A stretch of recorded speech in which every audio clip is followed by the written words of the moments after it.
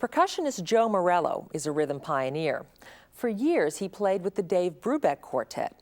At a time when most jazz music was written in 4/4 time, Brubeck was experimenting with new rhythms.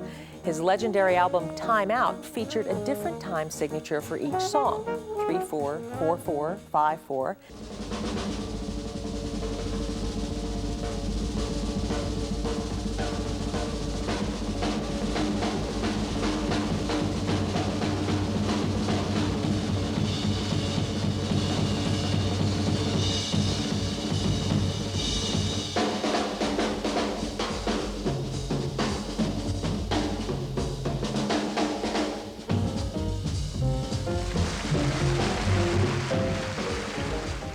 It was on that album that Morello played one of the most famous drum solos of all time, Take 5.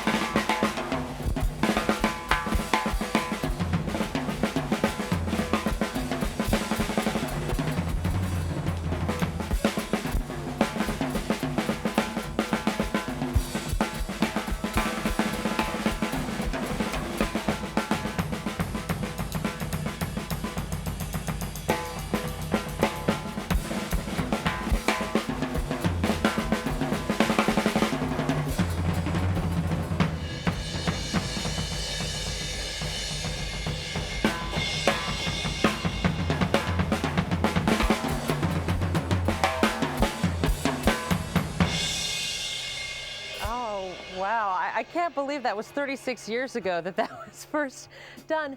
Was the Time Out album and Take 5, was that the first time anyone had really experimented with polyrhythmic, such complex time signatures? I think so. I think that, of course, 5/4 and the various time signatures that you're referring to on the album, those have been used in classical music for years.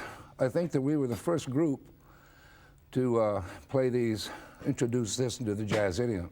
And how did that idea get started? Whose idea was it? Well, the Take 5 was just a drum solo. It was a throwaway. For years in Springfield, Mass., which is my hometown, I used to play in 5/4 and experiment with these things way back when I was a kid. Believe me, once I was a kid, believe it or not. And so when I joined Dave's group, the Brubeck Quartet. The Dave Brubeck Quartet, yes. I was with him for about 12 and a half years. And when I joined his group, we used to do a featured drum solo. He'd featured me on every concert. So when the band would cut out in 4/4, I'd just start playing in 5. So I was after Dave to write something in 5/4 time. And so after about 2 years, Paul Desmond said, well, I'll write something for you. And it was just a way to close the concert. That's what it was for. It was that Desmond used to say, what are you going to do after a drum solo, blow up the theater or something? Well, I'm told that you have this amazing ability to play different signatures with this, with different limbs of your body all at the same time. Can you do that for me? Well, I'll try. All right, what we'll try to do is play 3 on the bass drum. That's this big guy here. And then we'll play 5 over here with this hand, and we'll hope for something over here. We'll play 4 over here. Don't try this at home, ladies and gentlemen. No, please, yes. 1, 2, 3, 5.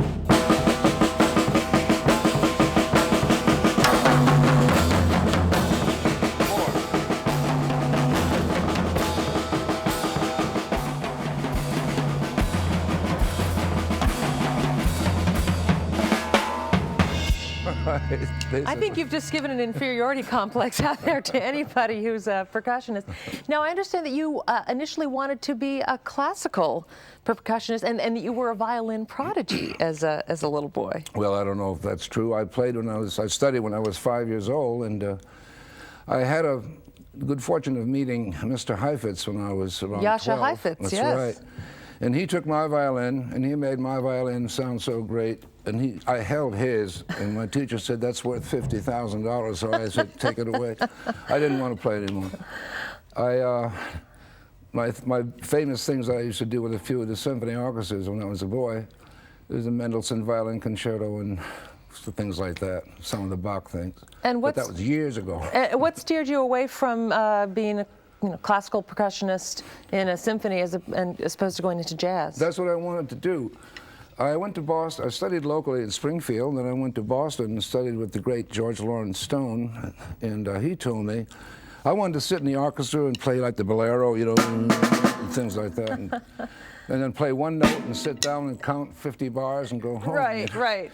But I had a slight, I was born with a slight vision problem, which is what made it a little difficult. He said you'd have to watch somebody 50 feet away. With a stick with waving. A stick and everything. So he said, why don't you go into the jazz? And I never dreamt of going into jazz music, but it's funny, life has so many twists, different twists. You certainly made your mark. We have not much time left, but what does make a good jazz drummer? I think the first thing for a drummer is to be able to keep time.